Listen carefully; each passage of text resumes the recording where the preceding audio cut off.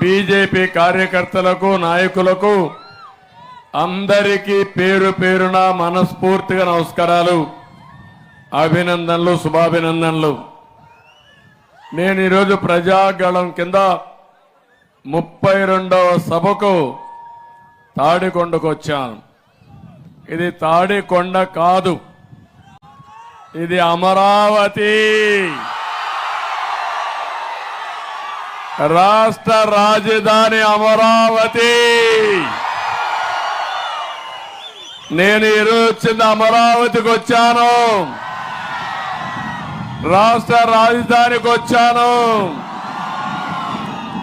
రాష్ట్రం నడిబొడ్డు నుంచి మాట్లాడుతున్నా, అధికార కేంద్రం నుంచి మాట్లాడుతున్నా.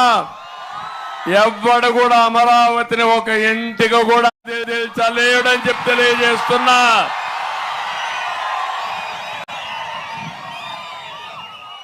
ఒకే విషయం గుర్తుపెట్టుకోండి, నడిబొడ్డు నుంచి మాట్లాడుతున్నా, అధికార కేంద్రం నుంచి మాట్లాడుతున్నా. ఎవ్వడు కూడా అమరావతిని ఒక ఇంటికి కూడా కదిల్చలేడని చెప్పి తెలియజేస్తున్నా.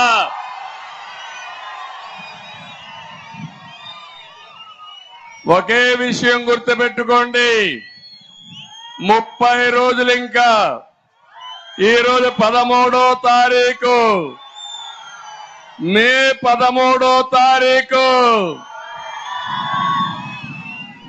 చరిత్ర అప్పుడే రాసేశారు మీరంతా. 32 సభలు చూశాను. నిన్ననే నేను పవన్ కళ్యాణ్ గారు కలిసి గోదావరి జిల్లాలకు పోతే గోదావరి నది గర్జించింది. ప్రజల యొక్క అభిమానం చూశాం. ఒక్క సీటు కూడా వీళ్ళకి బోణి అయ్యే పరిస్థితి లేదంటే అది ఈరోజు వైఎస్ఆర్ కాంగ్రెస్ పార్టీ పరిస్థితి. నేను ఈరోజు తెలుగువాడు గర్వపడే విధంగా దీన్ని తయారు చేయాలని ఆ రోజు నిర్మాణానికి శ్రీకారం చుట్టాం. ప్రపంచంలో ఎక్కడా జరగలేదు. 29,000 మంది రైతులు, 35,000 ఎకరాలు. కొత్త కాన్సెప్ట్ ల్యాండ్ పూలింగ్. ఎక్కడా జరిగిన విధంగా రైతాంగం ముందుకొచ్చారు.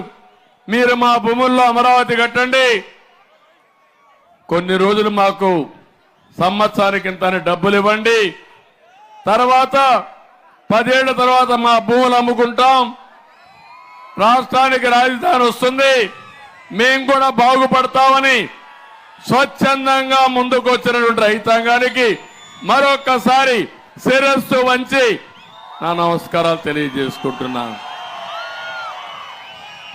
ప్రపంచమంతా పొగిడారు, ఎక్కడా జరిగిందని చెప్పారు. కేంద్రం ముందుకు వచ్చింది, దాని వస్తుంది, మేము కూడా బాగుపడతామని స్వచ్ఛందంగా ముందుకు వచ్చినటువంటి రైతాంగానికి మరొక్కసారి శిరస్సు వంచి నా నమస్కారాలు తెలియజేసుకుంటున్నాను. ప్రపంచమంతా పొగిడారు, ఎక్కడా జరిగిందని చెప్పారు. కేంద్రం ముందుకు వచ్చింది. క్యాపిటల్ గెయిన్స్ అనే దానిపైన ఎప్పుడన్నా మీరు భూమి అమ్ముకుంటే క్యాపిటల్ గెయిన్స్ లేకుండా పూర్తిగా ఎగ్జామ్షన్ ఇచ్చారు. అన్ని బాగా జరిగాయి. ఒక మాటలో చెప్పాలంటే నేను హైదరాబాద్ లో ఇదే మరి ఒక గ్రీన్ ఫీల్డ్ రాజధాని. అది హైదరాబాద్, సికింద్రాబాద్ రెండు ఉన్నాయి, ట్విన్ సిటీస్.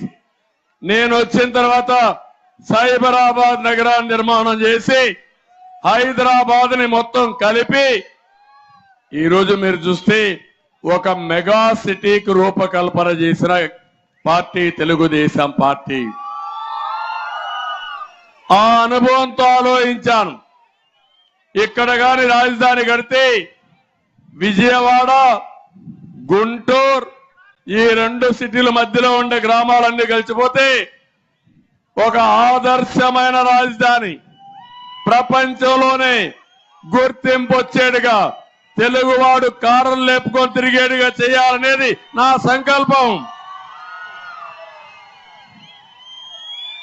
రాజధాని కట్టింది నా కోసరం కాదు. హైదరాబాద్ లో ఐటీ కంపెనీలు పెట్టించాను.